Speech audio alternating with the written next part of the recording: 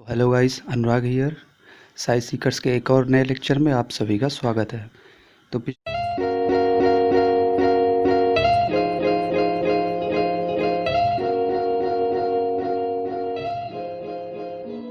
पिछले लेक्चर में मैंने न्यूट्रिशन के डिफरेंट डिफरेंट टाइप्स बताए थे।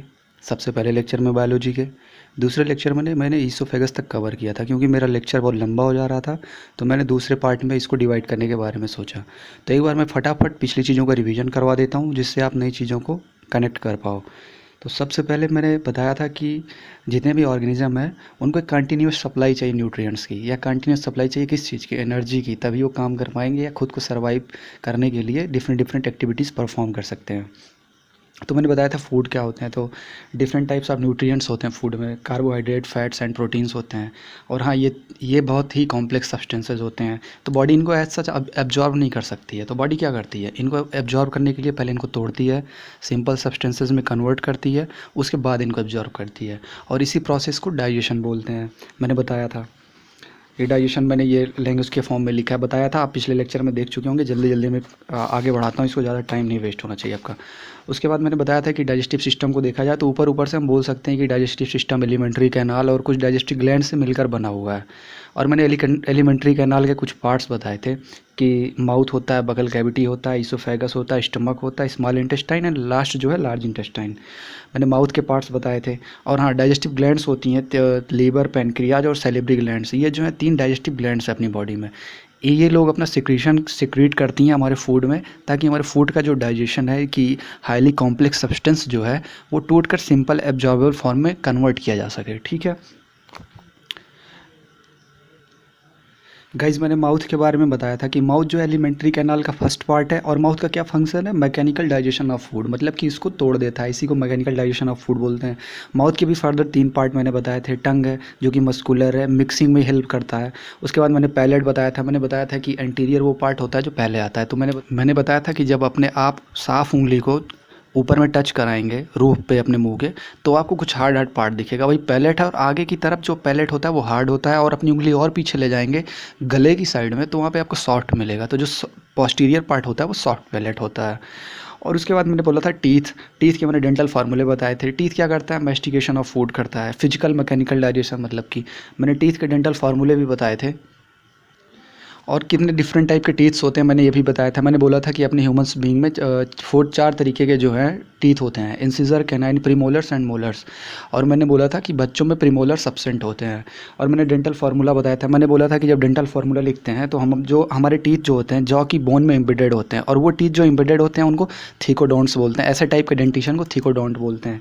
और जिनमें अलग अलग तरीके के दांत पाए जाते हैं, different different type of teeths होते हैं जिनमें, उनको हम हेट्रोडोंट बोलते हैं। तो हम लोग क्या हैं, थीकोडोंट भी हम लोग हेट्रोडोंट भी हैं। तो देखो, डेंटल फार्मूला बनाने के लिए मैंने बोला था कि अपने दोनों जॉ बोन को जो है, अपने मुंह को हम 2 पार्ट में डिवाइड कर लेते हैं। और उस पार्ट के जो आधे पार्ट में मैंने इस जॉ को, देखो ये ऊपर वाली जॉ बोन है अपनी, ये नीचे वाली, इसमें ये टीथ जो एम्बेडेड है, मैंने इसको डिवाइड कर लिया। जो ये अपना आधा पोर्शन है, इस पोर्शन को और इस पोर्शन को हम ऐसे फॉर्म में लिख लेते हैं, डिवाइड के फॉर्म में। तो देखो, ये मैंने फार्मूला लिखा है, ये मिल्क टीथ का है बच्चों का, इसमें प्रीमोलर सब्सेंट है, यहाँ पे 0 हो गया। 2102 मतलब कि इंसिजर 2 है यहाँ पर, ठीक है। कैनाइन 1 है, प्रीमोलर्स 0 है, और मोलर्स जो हैं 2 हैं। और सेम वही नंबर नीचे है। तो इसको आप जब कैलकुलेट करोगे तो टोटल जोड़ोगे 22415, नीचे 22415, मतलब ये आधे जॉ में 10 टीथ्स हैं। तो टोटल जॉ में अपने पास 20 टीथ्स हो जाएंगे। फिर परमानेंट टीथ का, जिसमें विजडम टीथ आ जाता है, जिसको बोलते हैं प्रीमोलर्स को विजडम टीथ बोलते हैं। तो अकल आने पे जो बोलते हैं दांत निकल आया, तो इसका फार्मूला भी मैंने बताया था, ऐसे ही निकलेगा। तो ये आप फार्मूला याद रख लीजिए, एग्जाम में पूछ सकते हैं, बाकी कुछ इसमें से पूछने वाले नहीं है गाइज। उसके बाद मैंने सैलिवरी ग्लैंड्स के बारे में बताया था। और मैंने बोला था कि 3 पेयर्स ऑफ सैलिवरी ग्लैंड्स जो होती हैं हमारे मुंह में प्रेजेंट होती हैं, और ये सलाइवा सिक्रीट करती हैं। सलाइवा में क्या क्या कंटेंट होता है, सबसे इंपॉर्टेंट तो सैलिवरी माइलेज होता है, दूसरा लाइसोजाइम। ये दोनों बहुत इंपॉर्टेंट है, मतलब इसमें से क्वेश्चन बन सकते हैं कि सैलिवरी माइलेज का क्या फंक्शन है, लाइसोजाइम का क्या फंक्शन है। और वाटर होता है, म्यूकस होता है, सॉल्ट होता है। तो मैंने सैलिवरी माइलेज का फंक्शन बताया था कि कुछ स्टार्च जो हम खाते हैं वो मुंह में डाइजेस्ट हो जाते हैं, लगभग 30%। तो उनके डाइजेशन में सैलिवरी माइलेज का बहुत ही इंपॉर्टेंट रोल है। और लाइसोजाइम मैंने बताया था कि आपके खाने के साथ, आपके फूड के साथ कुछ बैक्टीरिया या माइक्रो ऑर्गेनिजम्स जा सकते हैं हमारे माउथ के अंदर, या अंदर जाकर हमें इन्फेक्ट कर सकते हैं। तो लाइसोजाइम क्या करता है, उनको किल कर देता है। मैंने बताया था कि सलाइवा थोड़ा एसिडिक होता है। मैंने बताया था आपको एसिडिक क्या होते हैं, बेसिक क्या होते हैं। मैंने बोला था पीएच स्केल पर जिनका नंबर 7 हो उन्हें न्यूट्रल बोलते हैं, 7 से कम वालों को एसिडिक बोलते हैं, 7 से ज़्यादा वालों को बेसिक बोलते हैं। कि स्टार्च जो है कॉम्प्लेक्स सब्सटेंस है, तो अगर स्टार्च या शुगर के लिए बात करते हैं तो उनको सैकराइड बोलते हैं। तो स्टार्च जो है कॉम्प्लेक्स सब्सटेंस जो है, इसमें स्टार्च एक कॉम्प्लेक्स सब्सटेंस है तो इसको पॉलीसेक्राइड बोलते हैं। और माल्टोज जो होता है थोड़ा सिंपल हो जाता है, इसको डाइसेक्राइड बोलते हैं। तो सलाइवा ने क्या किया, सलाइवा ने स्टार्च को तोड़ के माल्टोज में कन्वर्ट कर दिया। सलाइवा क्या करता है, खाने को थोड़ा मुलायम कर देता है जिससे डाइजेशन ईजी हो जाए। लाइसोजाइम बैक्टीरिया को किल करता है, मैंने बताई। फिर मैंने फेरिंग्स के बारे में बताया था कि माउथ के बाद जो अगला पार्ट आता है अपनी एलिमेंट्री कैनाल का, वो फेरिंग्स होता है। गाइस फेरिंग्स क्या करता है, अपने माउथ को कनेक्ट करता है ईसोफेगस के साथ, ठीक है। और जो फेरिंग्स है, सबसे इंपॉर्टेंट चीज़ मैंने इसमें बोली थी कि इसमें से फूड और एयर दोनों का ट्रांसपोर्ट होता है। कैसे होता है, मैंने बोला था कि जो अपनी विंड पाइप होती है इसको ग्लॉटिस बोलते हैं, और ग्लॉटिस के ऊपर ये एक ढक्कन की तरह स्ट्रक्चर होता है, इसको एपिग्लॉटिस बोलते हैं। तो जब हम खाना खाते हैं तो ये ढक्कन बंद हो जाता है और जो खाना हमारा विंड पाइप में न जाके ईसोफेगस में चला जाता है, तो अपना फंक्शन अच्छे से कर पाते हैं। अगर कोई फूड पार्टिकल ग्लॉटिस में हमारे चला जाए तो हमें खांसी आ जाती है और फिर वो बाहर फेंक दिया जाता है, ठीक है। जो अपना एलिमेंट्री कैनाल का अगला पार्ट है वो ईसोफेगस। ईसोफेगस जो होता है वो फेरिंग्स के बाद आता है, और फिर यही फूड पाइप बोलते हैं इसको। और ये 25 सेंटीमीटर लॉन्ग होता है, मैंने बताया था। इसके अंदर पेरिस्टालसिस होती है, और पेरिस्टालसिस भी मैंने आपको एक्सप्लेन किया था कि रिदमिक कॉन्ट्रैक्शन होता है जब ईसोफेगल वाल का, तो उसे पेरिस्टालसिस बोलते हैं। तो खाना इसी वजह से अंदर हमारा पुश हो जाता है, इस रिदम की वजह से जो कॉन्ट्रैक्ट हो रहा है, रिदमिक कॉन्ट्रैक्शन, खाना हमारा और अंदर पुश हो जाता है, फिर डायरेक्ट स्टमक में पहुंच जाता है ईसोफेगस के बाद। तो गाइस जो अपना आज का लेक्चर है वो यहीं से स्टार्ट होने वाला है, स्टमक से। ईसोफेगस तक मैंने आपको बता दिया था, मैंने रिवीजन करवा दिया। गाइस जो अपना स्टमक है ये बैग लाइक स्ट्रक्चर होता है, जे शेप का स्ट्रक्चर होता है। मैंने एक डायग्राम भी बनवाया था, मैं उसको आपको शो कर देता हूँ। तो गाइज़ ये देखो एलिमेंट्री कैनाल जो अपनी है माउथ से स्टार्ट होती है। देखो खाना हमने अगर खाया तो यहाँ पे सेलेब्री ग्लैंड्स है, उनके साथ भोजन जो है अपना मिक्स हो जाता है। उसके बाद फिर ईसोफेगस ये होते हुए, फेरिंग से होते हुए ईसोफेगस के रास्ते ये स्टमक में पहुँचता है। तो यही अपना स्टमक, ये देखो जे शेप्ड स्ट्रक्चर है, ये जे जैसा दिख रहा है, ठीक है। फिर मैं स्टमक को एक्सप्लेन करता हूँ। फिर जब इसमें खाना आ जाता है ना, तो इसमें स्टमक भी कुछ अपने सेक्रेटरी सेल्स होती हैं स्टमक में, वो भी फूड पार्टिकल्स में अपने कुछ सेक्रेशन डालती हैं जिससे डाइजेशन और ईजी हो जाता है। फिर खाना यहाँ से पचने के बाद इंटेस्टाइन वगैरह में होते हुए अंदर जाता है। तो मैं पहले स्टमक एक्सप्लेन कर देता हूँ, उसके बाद आगे का पार्ट मैं आपको एक्सप्लेन करूँगा। गाइज मैंने बोला ना जे शेप्ड स्ट्रक्चर होता है स्टमक, उसके बाद मैंने बताया कि कुछ डाइजेस्टिव जूस सिक्रेट करता है इसको स्टमक फूड में अपने। और जब स्टमक की जो वाल होती है, 3 तरीके की इसमें सेक्रेटरी सेल्स होती हैं। जो पहली सेल है वो म्यूकस सेल है, दूसरी सेल है पैराइटल सेल है, तीसरी जो है चीफ सेल है, ठीक है। अब तीनों सेल अलग अलग अपनी सिक्रीशन सिक्रेट करती हैं। जब जो फूड पार्टिकल हमारा माउथ के रास्ते से होते हुए और इस ईसोफेगस के रास्ते से होता हुआ हमारा स्टमक में आया है, उसमें म्यूकस सेल कुछ म्यूकस डालती है। अभी मैं म्यूकस का क्या फंक्शन होता है, क्या रोल होता है, अभी एक्सप्लेन करूँगा। दूसरा जो सेल है पैराइटल सेल, कौन सी सेल क्या सिक्रेट करती है, बहुत ही इंपॉर्टेंट है, एग्जाम में क्वेश्चन इसमें से एज सच आ सकते हैं। पैराइटल सेल क्या करती है, HCl सिक्रेट करती है। चीफ सेल क्या करती है, पेप्सिनोजन सिक्रेट करती है। गाइज ये पेप्सिनोजन जो है ना अपना मेन एंजाइम है स्टमक का, तो जो मेन होता है उसको चीफ बोलते हैं। देखो इस वजह से चीफ सेल से पेप्सिनोजन सिक्रेट हो रहा है, इस तरीके से आप इसको याद रख सकते हैं। तो पेप्सिनोजन जो होता है गाइज अपना इनएक्टिव स्टेट में होता है। जिस भी टर्म में, बायोलॉजी के जिस भी टर्म में आपको जेन लगा हुआ दिखे लास्ट में ना, समझ लीजिए वो इनएक्टिव है, कहीं भी आपको मिले। तो पेप्सिनोजन जो है इनएक्टिव फॉर्म में है। तो ये HCl क्या करता है, ये HCl इसको जाकर एक्टिव कर देता है, और एक्टिव इसको पेप्सिन में कन्वर्ट कर देता है। पेप्सिनोजन से ये पेप्सिन में कन्वर्ट हो जाता है। उसके बाद पेप्सिन जो है ये अपना डाइजेशन करता है। अब ये जो HCl है, ये देखो HCl की वजह से जो अपना फूड अंदर होगा हमारे स्टमक में वो भी एसिडिक हो गया होगा ना। तो इस एसिड से ये तो अपने स्टमक की वाल को भी डाइजेस्ट कर सकता है ना, जब ये एसिड है तो अपने स्टमक की वाल को भी डैमेज कर सकता है। तो जो ये म्यूकस सेल ने म्यूकस सिक्रेट किया, ये स्टमक के चारों तरफ जो वाल होती है उसके चारों तरफ एक कवरिंग बना लेता है, जिसकी वजह से एसिड जो है हमारी वाल को डैमेज नहीं कर पाता है। तो समझो, और जब खाना हमारा एसिडिक हो जाता है, मान लो जब हमारे मुँह में कोई चीज़ हम खा रहे थे तो हमारे मुँह में सेलेब्री ग्लैंड्स लाइसोजाइम एक एंजाइम सिक्रेट कर रही थी। वो क्या कर रहा था, बैक्टीरिया को किल कर रहा था। तो अगर कोई बैक्टीरिया जो है, कोई माइक्रो ऑर्गेनिज्म जो है सर्वाइव कर गया इसके अटैक को, लाइसोजाइम के, तो जो हम लोग खाना खा रहे हैं यहाँ पे जो एसिडिक हो जा रहा है स्टमक में, क्योंकि ये पैराइटल सेल HCl सिक्रेट कर रही है, और HCl बहुत ही एसिडिक होता है। HCl मतलब समझ लो कि बहुत तगड़ा एसिड होता है। तो जब हमारा फूड पार्टिकल ही एसिडिक हो जाएगा, तो मान लो कोई माइक्रो ऑर्गेनिज्म या बैक्टीरिया वहाँ से सर्वाइव करके भी आ गया हमारे स्टमक तक, तो यह इसके वार से नहीं बच सकता, वो यहाँ पे ख़त्म, टाटा बाय बाय हो जाएगा वो। गाइज मैंने बोला चीफ सेल जो है अपनी, वो पेप्सिनोजन नाम के एक एंजाइम को सिक्रेट करती है और ये इनएक्टिव होता है। देखो, तो HCl ने क्या किया, इसको एक्टिव कर दिया और किस में कन्वर्ट कर दिया, पेप्सिन में कन्वर्ट कर दिया। अब ये पेप्सिन जो है ये एक्टिव हो गया, ये डाइजेशन करेगा। और ये किस चीज़ का डाइजेशन करता है, ये प्रोटीन का डाइजेशन करता है। ये क्या करेगा, प्रोटीन को डाइपेप्टाइड में कन्वर्ट कर देगा। अब मैंने बोला था शुरू शुरू में कौन कौन से न्यूट्रिएंट्स होते हैं, मैंने आपको बताया कि कार्बोहाइड्रेट होते हैं, फैट होता है, प्रोटीन होता है। ये कॉम्प्लेक्स सब्सटेंसेज होते हैं, बॉडी इनको एज सच एब्जॉर्ब नहीं कर सकती है। तो क्या किया जाता है, इसी का डाइजेशन किया जाता है, इसको ब्रेक किया जाता है सिंपल सब्सटेंसेज में। तो ये जो पेप्सिन है ना गाइस, अपने स्टमक में जो चीफ सेल से बन रहा है, ये क्या करेगा, इस प्रोटीन को तोड़ेगा। ठीक है, इस प्रोटीन को तोड़ के डाइपेप्टाइड में बदल देगा। मैंने शुगर बताते वक्त आपको बोला था कि शुगर के लिए सैकराइड यूज करते हैं, और कॉम्प्लेक्स है तो पॉलीसैकराइड। तो ऐसे गाइस प्रोटीन जो है ये पेप्टाइड, इस जैसे वहाँ पे सैकराइड हो रहा था, यहाँ पे पेप्टाइड बोलेंगे। तो प्रोटीन जो है ये पॉलीपेप्टाइड है। ठीक है, ये पॉलीपेप्टाइड इसको बोलेंगे। और इसको क्या करेगा, पेप्सिन तोड़ के डाइपेप्टाइड में कन्वर्ट कर देगा। अच्छा गाइस, जो छोटे बच्चे होते हैं जो दूध पीते हैं, जिनके पास दांत नहीं होते हैं ना छोटी एज में, तो वो खाना तो खा नहीं पाते हैं, तो सबसे पहले उनको दूध पिलाया जाता है। जब वो दूध पीते हैं तो दूध में भी मिल्क प्रोटीन होते हैं ना, तो उस मिल्क प्रोटीन को तोड़ने के लिए ना गाइस, जैसे ये पेप्सिन है इस प्रोटीन को तोड़ रहा है, तो मिल्क प्रोटीन को तोड़ने के लिए रेनिन एक एंजाइम होता है। और ये रेनिन एग्जाम में पूछा जा सकता है, ये एडिशनल है बट आ सकता है आपके एग्जाम में। उसके बाद जब हमारा खाना स्टमक में इतना कुछ हो गया, प्रोटीन को तोड़ लिया गया, ठीक है, फिर खाना क्या किया गया, स्मॉल इंटेस्टाइन को भेज दिया गया। अब स्मॉल इंटेस्टाइन को मैं डायग्राम में दिखा देता हूँ। ये देखो, स्टमक में इतना सब कुछ हो गया, प्रोटीन का डाइजेशन हो गया और HCl सिक्रेट कर लिया गया, खाने को मिक्स कर लिया गया, तोड़ ओड़ दिया गया प्रोटीन वोटीन को। उसके बाद ये है, यहाँ से स्मॉल इंटेस्टाइन स्टार्ट होती है। ये जो जे शेप्ड तो स्टमक था, ये जो सी शेप्ड दिख रहा है ना, ये सी शेप्ड को ड्यूडेनम बोलते हैं। एंड स्मॉल इंटेस्टाइन के 3 पार्ट होते हैं गाइज। पहला है ड्यूडेनम, दूसरा है जेजनम, तीसरा है इलियम। ठीक है, तो ये खाना स्टमक से होते हुए ड्यूडेनम में गया, ड्यूडेनम से होते हुए जेजनम में गया, उसके बाद इलियम में गया।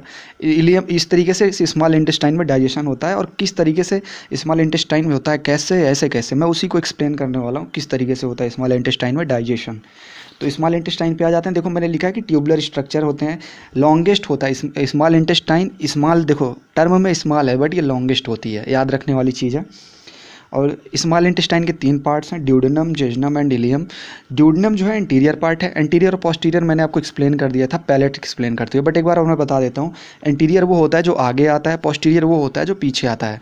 ऐसे नहीं सामने और पीछे नहीं, आगे पीछे। जैसे ये स्मॉल इंटेस्टाइन है, स्मॉल में यस जो है एंटीरियर है, एल जो है पोस्टीरियर है, इस तरीके से। ठीक है, अब जो है डाइजेशन जो होता है स्मॉल इंटेस्टाइन में, डाइजेशन गाइस कंप्लीट हो जाता है और जितने भी कॉम्प्लेक्स सब्सटेंसेज हैं टूट के सिंपल सब्सटेंसेज में कन्वर्ट हो जाते हैं और इनका एब्जॉर्प्शन भी स्मॉल इंटेस्टाइन में हो जाता है। तो अगर आपसे मैं 3 क्वेश्चन पूछता हूँ गाइस, पिछले टॉपिक से रिलेटेड और यहाँ से भी, अगर आपसे पूछा जाए कि सबसे पहले स्टार्च का डाइजेशन कहाँ हुआ था, तो सोचिए स्टार्च का सबसे पहले डाइजेशन हमारे माउथ में हुआ था, मैंने बताया था आपको। सबसे पहले प्रोटीन का डाइजेशन कहाँ होगा, तो सबसे पहले प्रोटीन का डाइजेशन कहाँ होगा गाइस, हमारे स्टमक में हुआ। किसने किया, पेप्सिन ने किया। पेप्सिन कहाँ से सिक्रेट हो रहा था, किस सेल से, चीफ सेल से। मैंने क्या बोला दोस्तों, मैंने बोला कि जो अपना पेप्सिनोजन है ये चीफ सेल से निकल रहा है। इसको चीफ सेल क्यों बोलते हैं, क्योंकि पेप्सिन ही हमारे स्टमक का सबसे मेन पार्ट होता है, मतलब सॉरी मेन पार्ट नहीं, मेन एंजाइम है हमारे स्टमक का। माफ़ करना, मैं जल्दबाजी में इधर उधर निकल जाता हूँ। ठीक है, तो मैंने बोला कि स्मॉल इंटेस्टाइन में अपना डाइजेशन हो जाता है, एब्जॉर्प्शन हो जाता है। मैंने 2 क्वेश्चन पूछे आपसे कि सबसे पहला डाइजेशन स्टार्च का कहाँ पे होता है, तो माउथ में होता है। प्रोटीन का सबसे पहले डाइजेशन कहाँ पे होता है, तो वो हमारे स्टमक में होता है। और डाइजेशन कंप्लीट कहाँ पे होता है, तो डाइजेशन जो गाइस है हमारा कंप्लीट होता है स्मॉल इंटेस्टाइन में। फूड पार्टिकल का एब्जॉर्प्शन कहाँ होता है, स्मॉल इंटेस्टाइन में। तो ये देखो मैंने यहाँ पे लिखा हुआ है कि digestion and absorption of food particles takes place in the small intestine. अब डाइजेशन इतना ईजी तो है नहीं कि डाइजेशन, हमने खाना खाया स्मॉल इंटेस्टाइन में पहुँचा और डाइजेस्ट हो गया और फूड जो है हमारा एब्जॉर्ब हो गया। तो डाइजेशन होने से पहले बहुत सारी प्रोसेसेस होती हैं। जैसे मैंने कुछ ग्लैंड्स बताया था, तो सबसे पहली ग्लैंड जो थी वो हमारे माउथ में ही थी, सैलिवरी ग्लैंड। तो वहाँ पे अपना सिक्रीशन कर रही थी सैलिवरी एमाइलेज और लाइसोजाइम। ठीक है, उसके बाद फिर जो हमारा फूड पार्टिकल है फर्दर ब्रेकडाउन होता है स्मॉल इंटेस्टाइन में।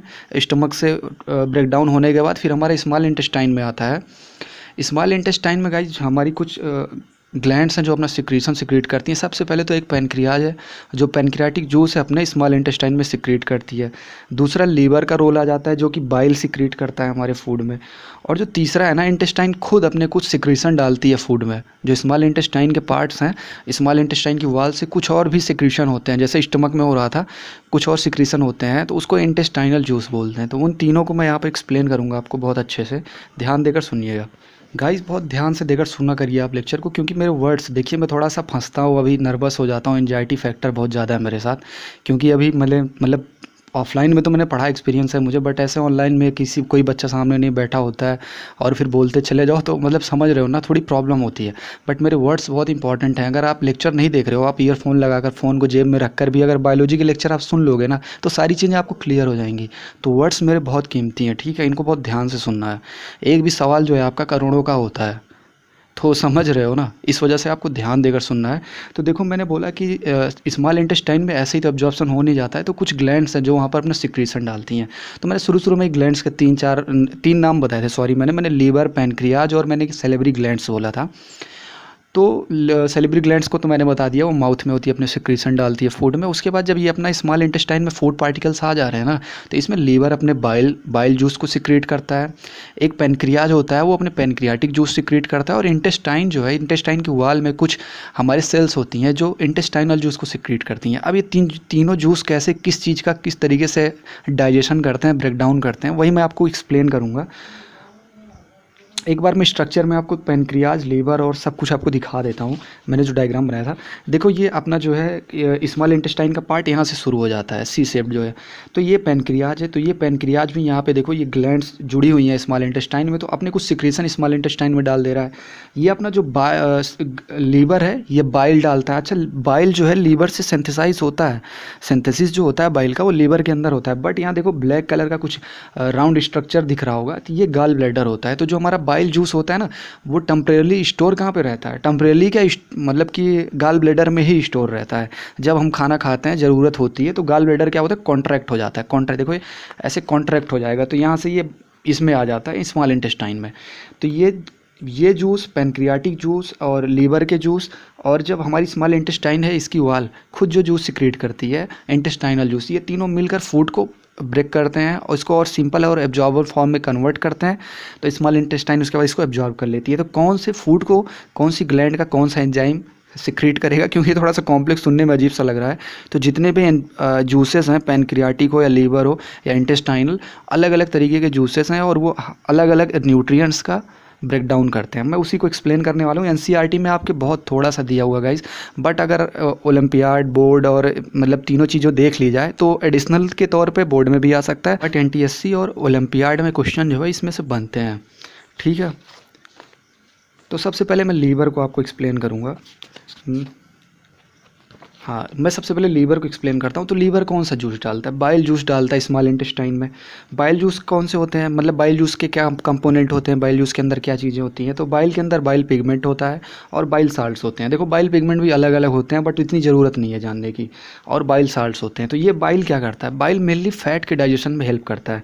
जो हम फैट खाते हैं ना, उसका ऐसे एब्जॉर्प्शन नहीं होता है, उसको पहले इमल्सीफाई किया जाता है। अच्छा, इमल्सिफिकेशन क्या होता है, दो इमिसिबल लिक्विड्स को ना एक साथ रख दिया जाए, उसी को इमल्सिफिकेशन बोलते हैं।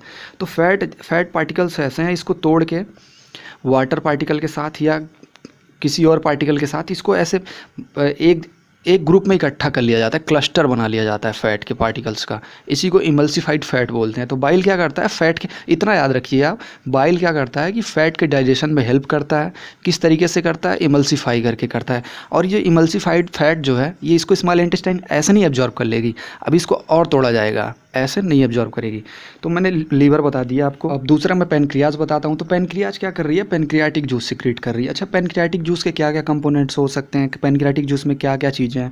तो पैनक्रियाटिक जूस जो होता है गाइज अपना, इसमें ट्रिप्सिन, काइमोट्रिप्सिन, एमाइलेज और लाइपेज, ये 4 तरीके के एंजाइम है जो हमारा पैनक्रियाज सिक्रीट कर रहा है, ठीक है, पैनक्रियाटिक जूस में। तो ये चारों एंजाइम आपको ये ध्यान रखने हैं, याद रखने हैं। देखो ट्रिप्सिन जो है, पेप्सिन की तरह इसका भी नाम है, प्रोनाउंसिएशन वैसा ही है। तो ये भी क्या कर रहा है, अच्छा, जिनमें जैसे मैंने बोला था पेप्सिनोजन तो इनएक्टिव थे, बट ये ट्रिप्सिन और काइमोट्रिप्सिन तो एक्टिव है, ये समझ सकते हैं वैसे। तो ट्रिप्सिन जो है ये प्रोटीन का डाइजेशन कर रहा है। और मैंने क्या बोला था कि वहाँ पर भी तो प्रोटीन थी स्टमक में, पेप्सिन भी तो कुछ डाइजेस्ट कर रही थी। तो सारी प्रोटीन्स का डाइजेशन स्टमक में नहीं हो पाता गाइज। कुछ प्रोटीन्स है जो वहाँ पर टूटने से बच जाती हैं, तो उनको स्मॉल इंटेस्टाइन में तोड़ा जाता है। या फिर कुछ प्रोटीन्स जो डाईपेप्टाइड वहाँ पर टूट के डाईपेप्टाइड में कन्वर्ट हो गई हैं, उनको यहाँ पर पेप्टाइड में कन्वर्ट कर लिया जाता है, सिंगल यूनिट में कन्वर्ट कर लिया जाता है। अब जैसे ट्रिप्सिन एक कोई प्रोटीन है जो वहाँ पर टूटने से बच गया, तो प्रोटीन मैंने क्या बोला था, हाईली कॉम्प्लेक्स सब्सटेंस होता है। इसको पॉली और प्रोटीन के लिए पेप्टाइड यूज करते हैं, तो इसको पॉलीपेप्टाइड कह सकते हैं। तो पॉलीपेप्टाइड को क्या करता है, ये ट्रिप्सिन तोड़ के डाईपेप्टाइड में कन्वर्ट कर देता है, ठीक है। अच्छा अब इसको हटा दो गाइज, स्टमक में मैंने बोला था कि प्रोटीन को जो है पेप्सिन है, प्रोटीन को तोड़ के डाईपेप्टाइड में कन्वर्ट कर देता है। तो वो जो डाईपेप्टाइड भी तो फूड के साथ हमारे स्मॉल इंटेस्टाइन में आया होगा, उस डाईपेप्टाइड को ये जो ट्रिप्सिन है इसको पेप्टाइड में कन्वर्ट कर देता है, सिंपल यूनिट में। और देखो पेप्टाइड के बाद भी यूनिट है, ये सब अभी पेप्टाइड एज सच एब्जॉर्ब नहीं होगा, पेप्टाइड को और तोड़ा जाएगा। और जो काइमोट्रिप्सिन है ये कुछ प्रोटीन्स का जिनका डाइजेशन हमारी पेप्सिन ने नहीं किया, जिनको हमारी ट्रिप्सिन ने नहीं तोड़ पाया, उस प्रोटीन को काइमोट्रिप्सिन तोड़ देता है, ठीक है, ये इसको पेप्टाइड में कन्वर्ट कर देता है। और फिर एमाइलेज क्या होता है, अच्छा वहाँ पे मैंने सेलेब्री ग्लैंड्स में आपको मैंने क्या बोला कि सेलेब्री एमाइलेज होते हैं, 30% स्टार्च का डाइजेशन कर देते हैं। तो 70% स्टार्च तो अभी डाइजेस्ट होने को रखा है ना, उस 70% स्टार्च को यहाँ पे तोड़ा जाता है किसमें, माल्टोज में। मैंने स्टार्च बोला था पॉलीसेक्राइड होता है, माल्टोज अपना डाइसेक्राइड होता है। तो एमाइलेज क्या करेगा, वो स्टार्च को तोड़ के डाइसेक्राइड में कन्वर्ट कर देगा, ठीक है, माल्टोज में कन्वर्ट कर देगा। अच्छा जो डाइसेक्राइड और पॉलीसेक्राइड में ये यूनिट हैं, ठीक है, जैसे अपना 1 ईंट 2 ईंट 3 ईंट ऐसे है, तो ईंट ईंट बोलते हैं, बहुत सारी ईंट मिलके घर बन जाता है। हाँ तो गाइस अपने टॉपिक पर आते हैं, मैं थोड़ा सा इधर उधर निकल गया था। तो मैंने बोला कि एमाइलेज जो है स्टार्च को तोड़ के माल्टोज में कन्वर्ट कर देता है। गाइज मैंने बताया एमाइलेज जो होता है स्टार्च को तोड़ के माल्टोज में कन्वर्ट कर देता है। फिर हम लाइपेज पर आते हैं, तो मैंने बोला था कि वहाँ पे लीवर जो है, अभी मैंने पीछे एक्सप्लेन किया कि लीवर क्या कर रहा है, फैट के डाइजेशन में हेल्प कर रहा है, इमल्सिफाइड फैट बना दे रहा है फैट को, ठीक है। तो लाइपेज जो है पेनक्रियाज से निकला हुआ जूस है, पेनक्रियाटिक जूस में से है, तो इमल्सिफाइड को ये फैटी एसिड और ग्लिसरॉल में कन्वर्ट कर देता है। तो फैटी एसिड यूज हो जाते हैं बॉडी में हमारे, और ग्लिसरॉल भी जहाँ पर ज़रूरत होती है यूज हो जाता है। तो ये चारों जो है एंजाइम्स, इन्होंने क्या क्या काम किया एक बार फिर से मैं बता देता हूँ। ट्रिप्सिन ने क्या किया, प्रोटीन को तोड़ के डाईपेप्टाइड में, या जो वहाँ पर हमारे स्टमक से प्रोटीन टूट कर आए थे डाईपेप्टाइड के फॉर्म में, वो यहाँ पर तोड़ के पेप्टाइड के फॉर्म में कन्वर्ट कर लिए गए। और जो काइमोट्रिप्सिन है, कुछ स्पेसिफिक प्रोटीन्स है जिनको ना तो स्टमक ने तोड़ा, ना ही हमारे स्मॉल इंटेस्टाइन के कौन से एंजाइम ने, ट्रिप्सिन ने नहीं तोड़ा, पैनक्रियाटिक जूस के ट्रिप्सिन ने नहीं तोड़ा, फिर काइमोट्रिप्सिन उसको तोड़ देता है। उसके बाद एमाइलेज ने क्या किया, स्टार्च को तोड़ा माल्टोज में। वहाँ भी माउथ में भी सेलेब्री एमाइलेज यही कर रही थी, स्टार्च को तोड़ के माल्टोज में कन्वर्ट कर रही थी, बट थोड़े से स्टार्च को, 30% अप्रॉक्स, 70% जो बचा हुआ है वो यहाँ पर हो जाता है। फिर मैंने बोला लाइपेज क्या करता है, तो मैंने बोला लीवर जो है अपने फैट के डाइजेशन करवाता है और फैट को किस में कन्वर्ट कर देता है, इमल्सिफाइड फैट में कन्वर्ट कर देता है। तो उस इमल्सिफाइड फैट को लाइपेज जो है यहाँ पे फैटी एसिड और ग्लिसरॉल के फॉर्म में कन्वर्ट कर दे रहा है, ठीक है गाइज। उसके बाद हम अपने इंटेस्टाइनल जूस पे आ जाते हैं। इंटेस्टाइन जो खुद अपना जूस सिक्रीट कर रही है। अच्छा इंटेस्टाइन जो अपना खुद जूस सिक्रीट कर रही है इसको सक्सस एंटेरिकस बोलते हैं गाइज। ये टर्म इंपॉर्टेंट है, एडिशनल है बट इंपॉर्टेंट है। उसके बाद जो होता है, मैंने बोला कि इसमें पेप्टिडेजेज होते हैं। पेप्टिडेजेज मतलब कि जैसे प्रोटीन वो पेप्टाइड में टूट रहा है तो उसको तोड़ देता है। ये माल्टेज होता है कि जो माल्टोज अभी बन रहा था, सेलेब्री एमाइलेज या यहाँ पर जो एमाइलेज था अपने इंटेस्टाइन में, स्टार्च को तोड़ के माल्टोज में कन्वर्ट कर दे रहा था, तो ये माल्टेज जो है उस माल्टोज को तोड़ देता है। उसके बाद लैक्टेज है, उसके बाद सुक्रेज है, लाइपेजेज है। तो मैं देखो सबके फंक्शन बता दे रहा हूँ। जो पेप्टाइड है, पेप्टिडेजेज है, जो ये पेप्टाइड्स को तोड़ के किस में कन्वर्ट कर दे रहा है, तो प्रोटीन की सिंपलेस्ट, जो सबसे सिंपलेस्ट यूनिट होती है अमीनो एसिड, तो अमीनो एसिड में कन्वर्ट कर दे रहा है। और गाइस अमीनो एसिड ही हमारे यूज हो जाता है बॉडी में, ऐसा एब्जॉर्ब हो जाता है, ठीक है। और माल्टोज को जो ये माल्टेज है, मैंने बोला कि ये माल्टोज को तोड़ के ग्लूकोज में कन्वर्ट कर दे रहा है। और गाइस ग्लूकोज जो है यूज हो जाता है एनर्जी प्रोडक्शन के लिए और एब्जॉर्ब भी हो जाता है।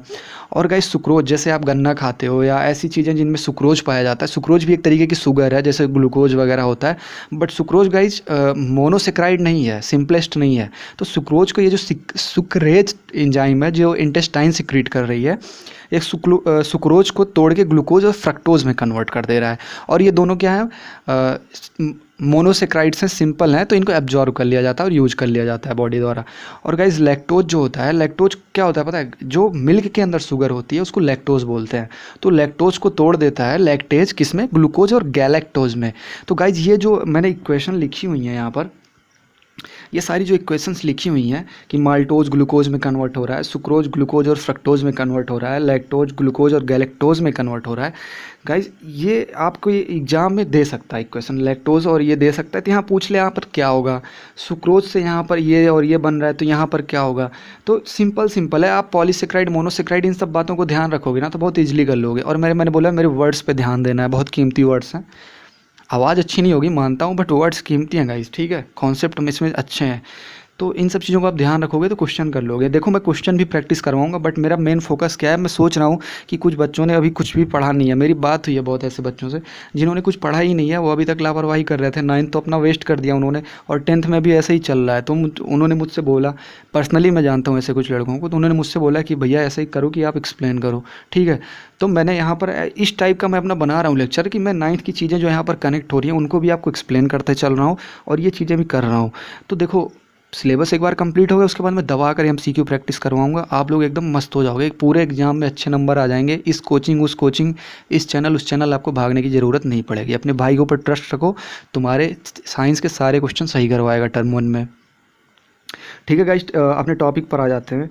मैंने लैक्टोज बता दिया कि मिल्क शुगर है, सुक्रोज जो है केन शुगर में प्रेजेंट होता है। हाँ, और ये मैंने लिखा है when food is broken into simple absorbable form it is absorb by finger like projection present in the wall of intestine. Guys मैंने यहाँ पर एक्सप्लेन किया हुआ है। देखो अपनी इंटेस्टाइन की मान लो ये वॉल है, ठीक है।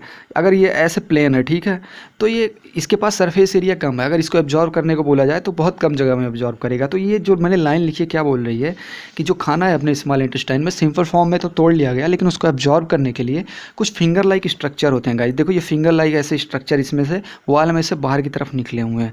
अगर इसको आप खोलोगे, मान लो इसको आप खोलते हो तो इतनी दूर तक जाएगा। अगर आप इसको खोलोगे तो ये देखो गाइस ऐसे ऐसे, ये ऐसे ऐसे है, तो इसको आप लंबा करोगे तो गाइस बहुत दूर तक जाएगा। तो सरफेस एरिया बड़ी हो जाती है, इस वजह से एब्जॉर्प्शन अच्छा होता है।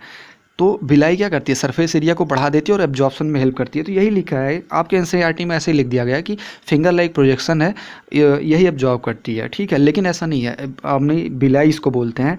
तो बिलाई के अंदर ब्लड वेसल्स होती हैं, ब्लड वेसल से जो है हमारी पूरे बॉडी में खाना सप्लाई कर दिया जाता है, जो न्यूट्रिएंट्स की ज़रूरत होती है।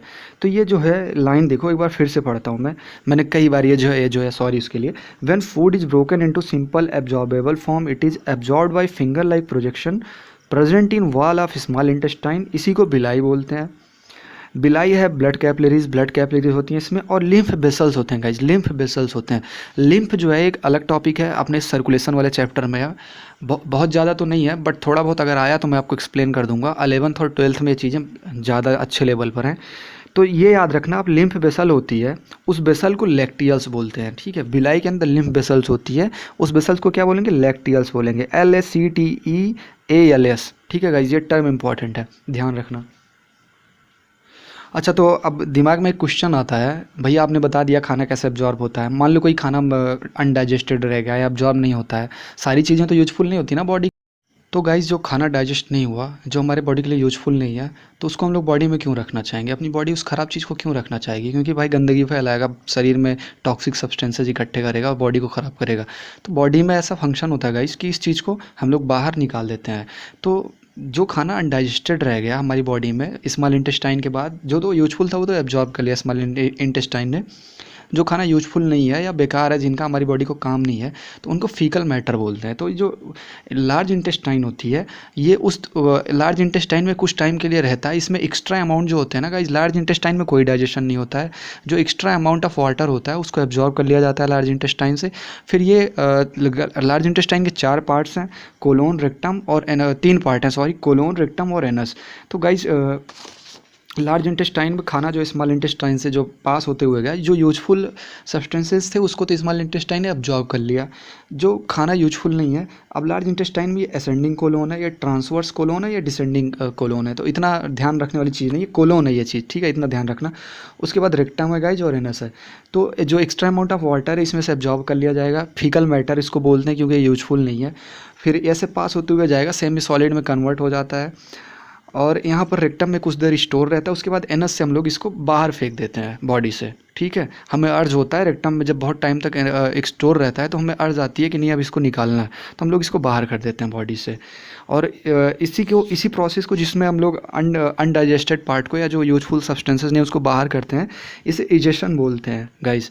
ये टर्म इंपॉर्टेंट है। और मैंने टाइप्स ऑफ न्यूट्रिशन बताते वक्त मैंने बोला था कि जब फूड पार्टिकल को इनटेक करते हैं उस प्रोसेस को इंजेशन बोलते हैं, ठीक है। ये दोनों टर्म याद रखना, सेम है।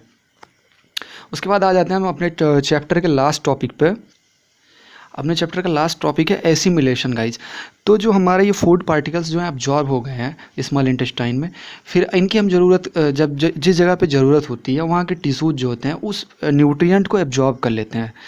उस न्यूट्रिएंट को एब्जॉर्ब करना टिश्यू के द्वारा, ठीक है, इसी को एसिमिलेशन कहते हैं। देखो मैंने यहाँ पर लिखा हुआ है utilisation of food by tissue to produce energy. अच्छा, टिश्यू क्यों उस न्यूट्रिएंट्स को एब्जॉर्ब करेगा या उस फूड पार्टिकल को एब्जॉर्ब करेगा?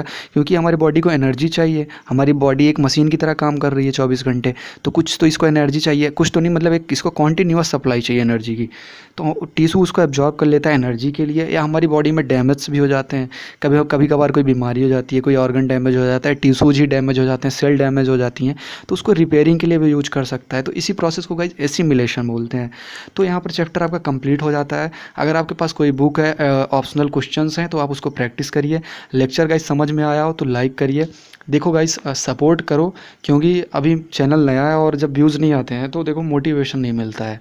तो आप लोग अगर सपोर्ट करोगे, लाइक करोगे और शेयर करोगे तो तुम्हारे भाई को मोटिवेशन मिलता रहेगा, जिसकी वजह से तुम्हारा भाई पर डे आपको अच्छे लेक्चर्स ला के देगा। क्वालिटी में गाइस सुधार होता रहेगा। आज मैं यहाँ पर पढ़ा रहा हूँ, कल मैं कहीं और अच्छी जगह पढ़ा सकता हूँ, आपको स्मार्ट बोर्ड पर पढ़ा सकता हूँ, डिजिटल पढ़ा सकता हूँ। तो क्वालिटी में तो हमेशा गाइस इम्प्रूवमेंट होगा, और हर चीज़ में ही इम्प्रूवमेंट होगा। बस आप लोग अपने लाइक और सब्सक्राइब वाले रेशियो में इम्प्रूव करिए, ठीक है। तो मिलते हैं अगली वीडियो में, तब तक के लिए पढ़ाई करो। All the best, bye.